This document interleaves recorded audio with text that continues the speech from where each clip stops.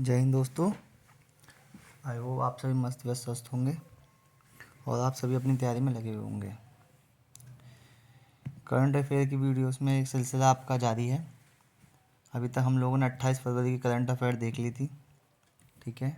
I hope आपने उसको note कर लिया होगा और उन वीडियोस को एक दो बार देख लिया होगा, जिससे कि आपको अच्छे से याद हो गई हो। इस वीडियो में हम 1 मार्च से लेकर 10 मार्च तक की करंट अफेयर को देखेंगे। टॉप 40 क्वेश्चन हैं आपके, एक्स्ट्रा फालतू के कुछ भी नहीं है इसमें। मोस्ट इम्पोर्टेंट क्वेश्चन है सारे के सारे विद एक्स्ट्रा फैक्ट्स, जो जिस जिस फील्ड में ज़रूरत है, जिस फील्ड से रिलेटेड है, चाहे वो आपका अवार्ड से रिलेटेड हो, चाहे समिट से रिलेटेड हो, चाहे किसी के अपॉइंटमेंट से रिलेटेड हो। सारे रिलेटेड करंट अफेयर्स आपको मैंने एक ही वीडियो में प्रोवाइड कराता हूँ। आने वाले एग्ज़ाम जैसे यूपी बीएड एंट्रेंस एग्ज़ाम है आपका, उसमें करंट अफेयर एक मेन रोल आपका निभाएगी। केवीएस के एग्ज़ाम्स में आपने देखा होगा, जो मैंने करंट अफेयर आपको बताई वही करंट अफेयर वहाँ पे थी। चाहे उसमें 5 ही क्वेश्चंस आ रहे थे, लेकिन 5 नंबर का मतलब आपका है लाखों बच्चे अंदर बाहर होना, ठीक है ना। एक एक नंबर, एक एक पॉइंट से बच्चे बाहर हो जाते हैं। अगर आप एक नंबर पर बात करते हैं, एक नंबर का डिफरेंस अगर किसी में, तो उसी में हज़ारों बच्चे आपके लाई कर जाते हैं। उसी का एक नंबर से अंदर हो जाते हैं, एक ही नंबर से बाहर हो जाते हैं। तो एक भी क्वेश्चन छूटना यानी कि आपका सिलेक्शन होने में चांसेस कम हो जाते हैं, ठीक है। तो इसी क्रम में हम आपका पहले करंट अफेयर आज का देखते हैं। भारत की G20 अध्यक्षता के तहत W20 की पहली बैठक का आयोजन संभाजी नगर में हुआ, ठीक है। WT मतलब वुमेन, ठीक है। G20 2023 भारत में होगा। और इसमें एक एक्स्ट्रा फैक्ट आपका यह है, जैसे पूछ लिया जाता है कि भारत G20 का सदस्य है या नहीं है, G7 का है या नहीं है, तो G20 का तो है, लेकिन G7 और G8 का सदस्य नहीं है। नेशनल साइंस डे 28 फरवरी को मनाया जाता है। किसके लिए मनाया जाता है? सीवी रमन जी को रमन इफेक्ट के लिए नोबेल प्राइज़ मिला था, ठीक है, 28 फरवरी को, ठीक है ना। तो इसीलिए नेशनल साइंस डे मनाया जाता है। Best entrepreneur of the year सज्जन जिंदल को मिला अवार्ड ये। Best FIFA footballer of the year male category में मेसी को मिला। कौन से कंट्री के हैं ये मैं कई बार आपको बता चुका हूँ, ठीक है, आप देखिए उसे कहाँ पिछली वीडियोस में कमेंट सेक्शन में बताइए आप।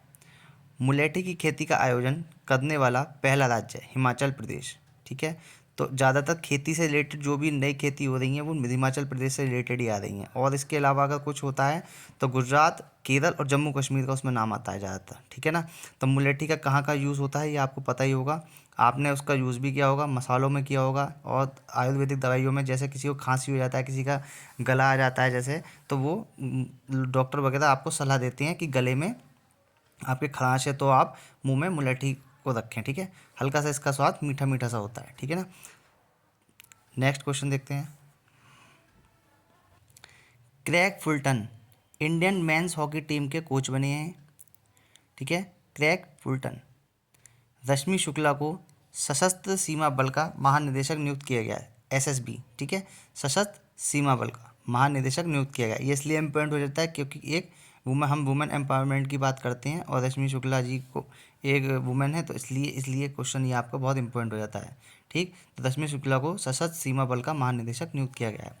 उड़ीसा के 3 जिलों में सोने की खानें मिली हैं। 2022 में नोबेल शांति पुरस्कार विजेता एलएस बालियात्स्की को 10 साल की सज़ा सुनाई है। ये बेलारूस के हैं, ठीक है। कहाँ के हैं? बेलारूस के। सरकार के अगेंस्ट बोलने के कारण उनका सरकार को डिफेम करने की वजह से इनको इस 10 साल की सज़ा सुनाई गई है। भारत दुनिया का पहला बांस बैरियर विदर्भ में स्थापित किया है, ठीक है।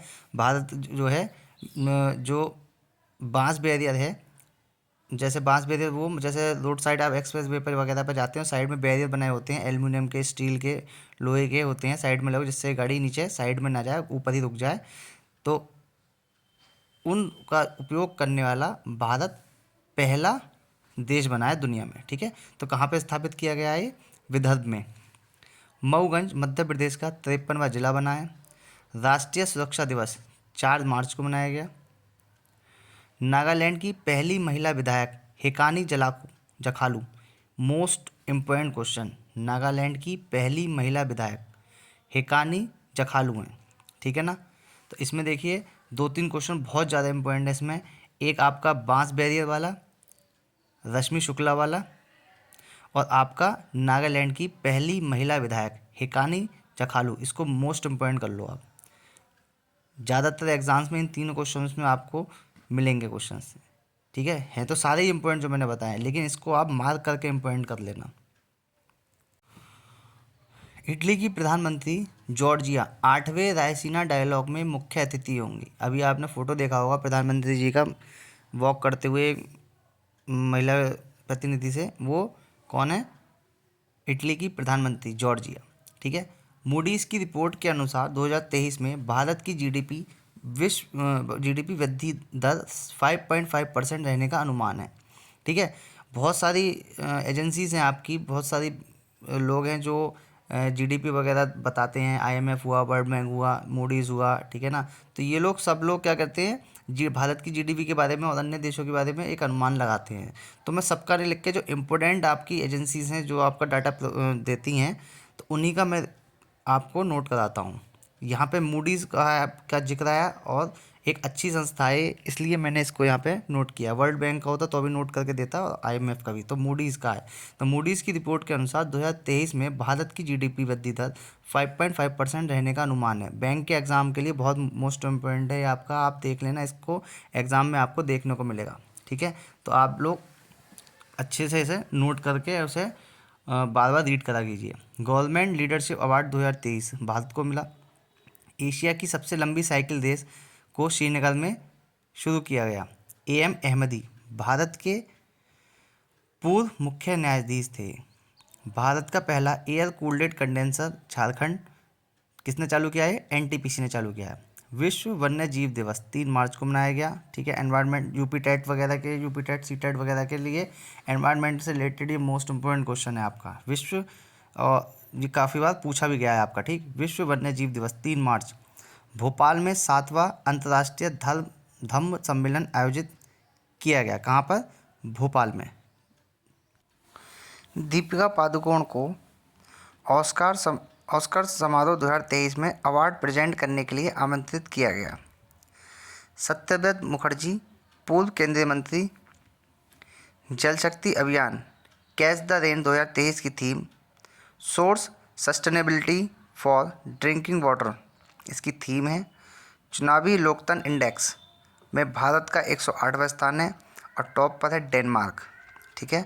जैसे मैं आपको बताता हूँ, जैसे डेनमार्क है तो आप एक बार सर्च करके देख लीजिए, ठीक है, कि डेनमार्क कहाँ पे है, इसकी कैपिटल और करेंसी क्या है। मैं पहले बहुत वीडियोस में बता भी चुका हूँ, तो बार बार रिपीट करना मैं सही नहीं समझता, क्योंकि वीडियो क्या हो जाती है, फिर बड़ी हो जाती है, फिर आप लोग कहते हो कि सर वीडियो बहुत बड़ी होगी, ठीक। तो मैं कम से कम में ज़्यादा से ज़्यादा कवर करने की कोशिश करता हूँ। एक्स्ट्रा फैक्ट्स मैं पहले बता चुका हूँ, तो यहाँ पे हर बार मैं रिपीट करना ज़्यादा ज़रूरी समझता नहीं, ठीक। तो आप लोग क्या है, अगर जैसे डेनमार्क की लोकेशन वगैरह देख लेंगे तो इससे आपका और ज़्यादा चीज़ें क्लियर होंगी, ठीक है। ज्योग्राफी वगैरह से रिलेटेड वगैरह आपको लोकेशन वगैरह आपकी समझ में आ जाएगी, ठीक। संतोष ट्रॉफी किससे रिलेटेड है? फुटबॉल से रिलेटेड, तो मैंने ब्रैकेट में करके लिख दिया है इसे। संतोष ट्रॉफी फुटबॉल से संबंधित है और किसने जीती है? कर्नाटक ने जीती है। डाक विभाग ने गो ग्रीन गो ऑर्गेनिक जारी किया। उत्तर प्रदेश ने ईवी इलेक्ट्रॉनिक व्हीकल की खरीद पर रोड टैक्स और पंजीकरण फीस माफ़ करने की घोषणा की है।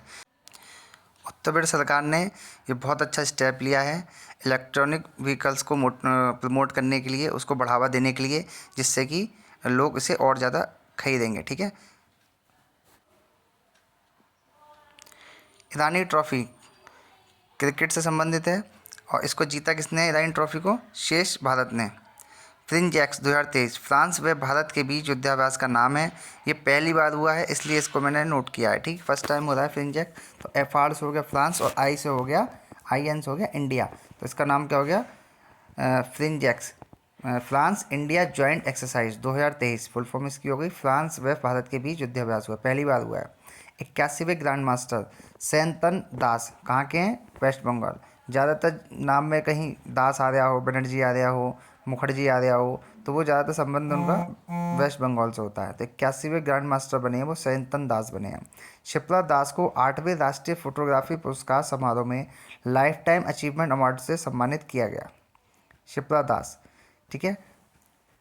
बहरीन ग्रैंड प्रिक्स 2023 किसने जीती है? मैक्स वर्स्टप्पन। शेख अहमद अल सबा को कुवैत का पीएम नियुक्त किया गया है। किसे?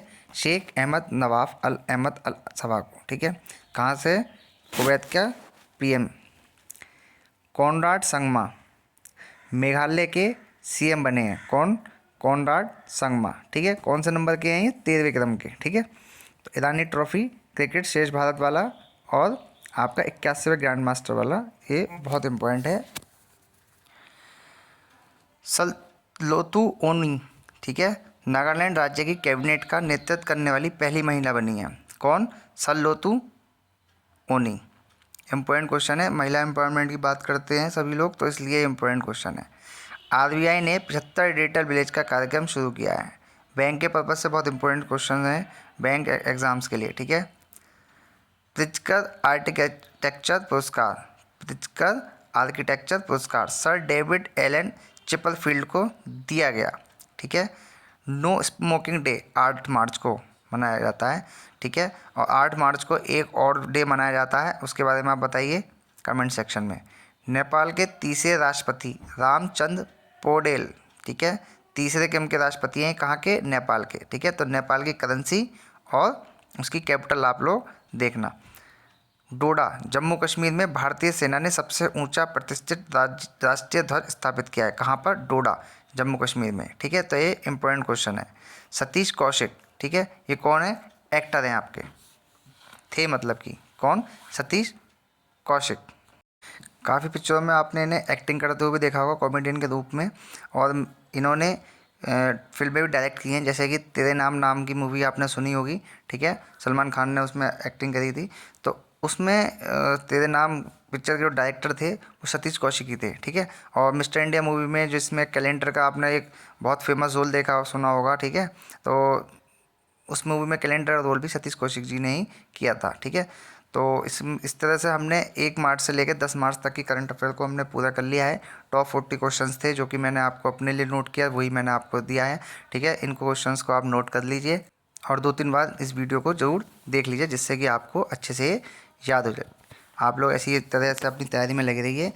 यूपी बीएड एंट्रेंस के बारे में भी आपकी वीडियो जल्दी आएगी। आज के लिए इतना ही। जय हिंद।